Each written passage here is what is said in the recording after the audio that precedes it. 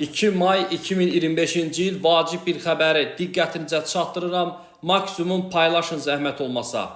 Facebook sosial şəbəkəsində Azərbaycan Sosial Yardım 2025 adlı saxta profil altında güya 3399 manat ünvanlı sosial yardım almağa kömək göstərən, əslində isə dələduzluq yolu ilə insanları aldadaraq vəsaitlərini ələ keçirmək məqsədi daşıyan səhifə təqdim edilir. Bunu Dövlət Sosial Müdafiə Fondunun mətbuat katibi Rəşad Mehdili Facebook hesabında yazıb.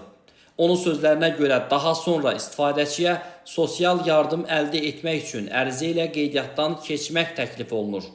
Vətəndaşları diqqətli olmağa və həmin saxta profilli səhifəyə inanmamağa, yalan, şirinlikləşdirici vədlərə aldanaraq fərdi məlumatları barədə dələduzlara məlumat verməməyə çağırırıq.